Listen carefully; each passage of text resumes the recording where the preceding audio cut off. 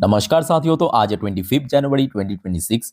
दोस्तों, आज इस वीडियो में हम सिर्फ एक डिफेंस कंपनी की शेयर के बारे में चर्चा करेंगे जिसका आज क्वार्टर 3 की रिजल्ट आउट हुआ। अब देखिए, रिजल्ट के बेस पे मंगलवार मतलब परसों जब फिर से बाजार ओपन होगा, शेयर रिएक्ट जरूर करेगा। और रिजल्ट सच बोलूं तो काफी खराब रहा, बहुत ही खराब रहा। ठीक है, तो आइए एक एक करके मैं आपको दिखाता हूँ। पहले कंपनी का नाम, इस बारे में थोड़ा चर्चा भी करेंगे। अब देखिए, रिसेंटली आपको पता होगा एक और डिफेंस कंपनी जिसका नाम है पारस डिफेंस की रिजल्ट आउट हुआ था। अब आपको मैं देखिए इस कंपनी में जाने से पहले थोड़ा सा आप एस्टिमेट दे देता हूँ। ठीक है, पारस डिफेंस की रिजल्ट याद रखना बहुत ही बढ़िया था। एक बार मैं आपको दिखा देता हूँ, जस्ट मिनट। ये देखिए, पारस डिफेंस की बात करें तो मार्जिन थोड़ा बहुत लैग किया था, 2-2.5% के आसपास। अदरवाइज इनकम की बात करें बहुत तगड़ा था, 24% के आसपास ग्रो किया, 21% के आसपास प्रॉफिट ग्रो किया, अर्निंग पर शेयर भी लगभग 20-21% ग्रो किया। और उसका नतीजा क्या निकला, कंपनी अच्छी रिजल्ट किया है बट 4% की गिरावट हो गया। अब ये जो कंपनी है ना, ये भी देखिए कोई बहुत बड़ी कंपनी नहीं है, छोटे कंपनी है, पर इसकी रिजल्ट बहुत ही खराब रहा। पहला आप देखिए रिजल्ट। अच्छा, कंपनी का नाम है एवेंटेल लिमिटेड। देखिए, हो सकता है कि आपके पास इस कंपनी की शेयर है नहीं है, डज नॉट मैटर, बट आपको थोड़ा बहुत एस्टिमेट मिल जाएगा कि इस बार डिफेंस सेक्टर में कैसा हो रहा है कामकाज। ठीक है, तो यहाँ पे आप देख सकते हो आज रविवार के दिन लगभग दोपहर 2:07 पे कंपनी की रिजल्ट आउट हुआ। आइए सीधा पीडीएफ ओपन करके दिखाता हूँ आपको। देखिए, ये हो गया कंपनी की द्वारा भेजा गया कंसोलिडेट फाइनेंशियल रिजल्ट। अच्छा, यहाँ पे थोड़ा नोट करना, जितने भी नंबर्स है सब इन लैक्स के फिगर में है। ओके, और मैं आपको करोड़ पे कन्वर्ट करके बताऊंगा ताकि आपको सुनने और समझने में इजी लगे। अच्छा, कंपनी की तरफ से देखिए 3 डिफरेंट कंपनी मतलब रिजल्ट सेंड किया है। ये आपके करंट क्वार्टर, ये आपके पिछले क्वार्टर, और ये आपके 1 साल पुराना 2024 की दिसंबर क्वार्टर की नंबर। अच्छा, स्टेप बाय स्टेप समझिए। ठीक है, सबसे पहले आ जाइए कंपनी की इनकम। इनकम जो कंपनी की इस बार हुआ है, क्योंकि लैक्स पे है, इसको अगर हम करोड़ पे कन्वर्ट करके तो पीछे से 2 अंक को हम कट देंगे तो हो गया आपका 52.12 करोड़ रुपीज। अच्छा, पिछले साल मतलब 2024 के दिसंबर क्वार्टर में कंपनी की इनकम था 71.19 करोड़ रुपीज। तो मतलब सिंपल इक्वेशन है, मतलब यहाँ पे कोई कॉम्प्लिकेशन नहीं है।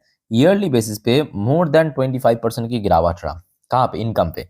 अच्छा, फिर आ जाइए आपके क्वार्टरली।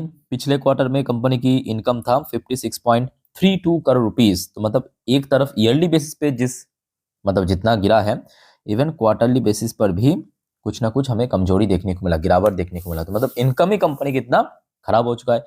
अब देखिए, एक रास्ता है। रास्ता क्या है कि कंपनी अगर अपने एक्सपेंस या खर्चे को ढंग से मैनेज कर पाया तो कहीं ना कहीं प्रॉफिट दिख जाएगा। ये एक रास्ता है। अच्छा, कंपनी की जो इस बार टोटल एक्सपेंस हुआ है, खर्चा हुआ है 46.30 करोड़। पिछले क्वार्टर में 50.11। ऑब्वियसली बात है, पिछले साल पिछले क्वार्टर में आपके इनकम भी ज़्यादा था, है ना। बट मज़ेदार बात यह है कि कंपनी की एक्सपेंस इस बार बहुत ज़्यादा बढ़ चुका है। कहाँ पे, ईयरली बेसिस पे, जबकि इनकम कम हो गया। मतलब सीधा सीधा आप कह सकते हो कि ऑपोजिट हो गया। मतलब कंपनी की इनकम अगर गिरा है तो ऑब्वियसली बात है खर्चा भी गिरना चाहिए, ऐसा हुआ नहीं है। कंपनी की इनकम गिर गया, खर्चा बढ़ गया, मतलब और ज्यादा मार्जिन खराब हो गया, बेकार हो गया मार्जिन। ठीक है, अब उसके बाद देखिए क्या हुआ है। कंपनी की जो नेट प्रॉफिट या net profit for the period, देखिए कितना हुआ पता है, सिर्फ 2.74 करोड़। ये लैक्स पे है ना, इसको अगर हम करोड़ पे कन्वर्ट करें तो 2.74 करोड़ की हुआ है, 2.74 करोड़। पिछले क्वार्टर में यही फिगर था 4.26 करोड़। और पिछले साल 2024 की दिसंबर क्वार्टर में नेट प्रॉफिट जनरेट किया था लगभग 20 करोड़ की ऊपर। यानी लगभग लगभग बात करें, मतलब ईयरली बेसिस पे मैं बात कर रहा हूँ, 77% की क्रैश हो गया। जैसे कि मैं इस वीडियो की थंबनेल पे भी मेंशन किया हूँ, 77% की क्रैश रहा। कहाँ पे, नेट प्रॉफिट में, साफ दिख रहा है।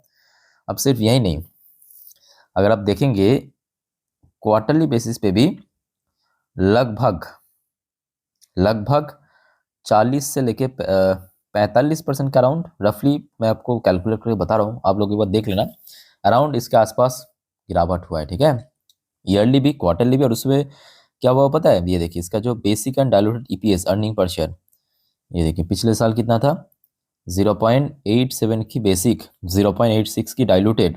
पिछले क्वार्टर में 0.90 की बेसिक एंड डायलूटेड, इस बार खत्म। बहुत गिर गया, बहुत गिर गया। अर्निंग पर शेयर तो मतलब आप समझ लीजिए इतना कि क्वार्टरली बेसिस पे ऑलमोस्ट 90% के आसपास, 90% पूरा नहीं है, 90% से थोड़ा कम, बट ऑलमोस्ट 90% के आसपास गिरा है। तो अब समझ पा रहे हो ना कंपनी का रिजल्ट किस टाइप का हुआ है। अब आप खुद ही बताइए कि कैसा रिएक्शन हो सकता है, मतलब आपके हिसाब से। चलिए उस बारे में थोड़ा सा चर्चा करते हैं। पहले तो दोस्तों आप सभी को रिक्वेस्ट करूंगा, प्लीज़ चैनल को सब्सक्राइब करके जरूर रखना। देखिए जो नेक्स्ट 2 वीडियो आएगा, बहुत सारे इंपॉर्टेंट टॉपिक को चर्चा करेंगे, मिस मत करना। और दोस्तों आपको पता होगा फिर से परसों बाजार ओपन होने जा रहा है, और कल सोमवार के दिन, मतलब कल मंडे के दिन, मैं आपको अगले हफ्ते के लिए पूरा डिटेल में जानकारी दे दूंगा। कौन कौन सी इवेंट है, कौन कौन सी इकोनॉमिकल डेटा आउट होगा, कौन कौन सी कंपनी अपने रिजल्ट प्रेजेंट करेगा अगले हफ्ते। तो एक भी अपडेट मिस मत करना कल सोमवार के दिन, ठीक है। एकदम चैनल को सब्सक्राइब करके रखिए। अच्छा, सबसे पहला सवाल, सर गिरावट तो आपने बता दिया। देखिए गिरावट होने का ही मोस्टली चांस है। अब कभी कभी देखिए आज की डेट में जियोपॉलिटिकल जो डेवलपमेंट हो रहा है, चाहे अच्छी खबर चाहे खराब खबर, उसके ऊपर डेफिनेटली शेयर रिएक्ट कर रहा है, मार्केट रिएक्ट कर रहा है, ठीक है। तो वो तो अलग मुद्दा है, बट अगर हम न्यूट्रली बात करें तो शेयर तो गिरना चाहिए, है ना, क्योंकि वैल्यूएशन एडजस्टमेंट होगा, क्योंकि इसका पी रेशियो और महंगा हो जाएगा। अच्छा, शेयर की अगर हम बात करें, और शेयर देखिए 2025 में अपना लाइफ टाइम हाई टच किया था 215 पे। ये देखिए 215 पे इसका लाइफ टाइम है, अक्टूबर 2025 में टच किया था। उसके बाद जब सडनली गिरावट हुआ था, 140 के आसपास सपोर्ट मिला था, फिर ऊपर बढ़ने की कोशिश किया था, दिसंबर पे नाकाम रहा, 160 150 का अराउंड रेजिस्टेंस मिला। वापिस जब नीचे आने लगा तो लगभग 130 35 के आसपास फिर भी स्टेबल है। और उसके पहले मतलब थोड़ा सा और आगे चल के देखेंगे, एक साल की चार्ट पर में आपको दिख जाएगा, शेयर 130 के आसपास सपोर्ट मिला था अगस्त में।